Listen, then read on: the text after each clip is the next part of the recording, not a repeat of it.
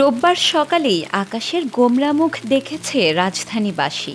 সেই সঙ্গে সতর্কবার্তা এসেছে আবহাওয়া অধিদপ্তরের পক্ষ থেকে। তীব্র বেগে ধেয়ে আসছে শক্তিশালী এক ঝড়। ঢাকা সহ দেশের ১২টি অঞ্চলের ওপর দিয়ে ৮০ কিলোমিটার বেগে ঝোড়ো হাওয়া ও বজ্র বৃষ্টি হতে পারে। আবহাওয়া অধিদপ্তরের সর্বশেষ পূর্বাভাসে এই হুঁশিয়ারি দেওয়া হয়েছে। বেশ কয়েকদিন ধরেই ভ্যাপসা গরমে অস্বস্তি বাড়ছিল। বৃষ্টির অপেক্ষা করছিলেন সবাই, সেটাই এখন আসছে ঝড় হয়ে। এ অবস্থায় অতি প্রয়োজনে ঘরের বাইরে বের হওয়ার সময় সতর্কতা অবলম্বন করতে এবং স্থানীয় প্রশাসনের নির্দেশনা মেনে চলতে আহ্বান জানিয়েছে আবহাওয়া অধিদপ্তর।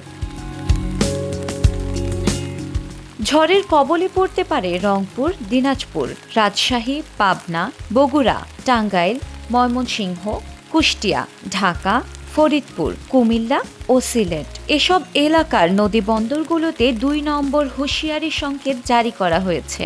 এছাড়াও দেশের অন্যান্য অঞ্চলে ৪৫ থেকে ৬০ কিলোমিটার বেগে দমকা হাওয়া ও বজ্র বৃষ্টির শঙ্কা রয়েছে। এসব এলাকায় ১ নম্বর সতর্ক সংকেত কার্যকর। ঝড়ের সময় আবহাওয়া অফিস সতর্ক থাকতে বলেছে। ঝড় চলাকালীন উঁচু ভবন, বিলবোর্ড ও গাছের নিচে থাকলে ঝুঁকি থাকে। নদী সমুদ্র চলাচল সীমিত রাখতে বলা হয়েছে। এছাড়াও বিদ্যুৎ চমকানো অবস্থায় খোলা স্থানে না যেতে অনুরোধ করা হয়েছে।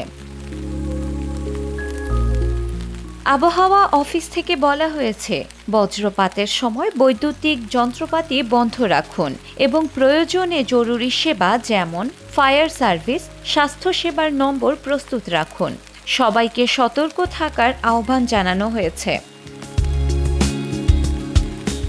শিলা ইসলাম, সময়ের আলো।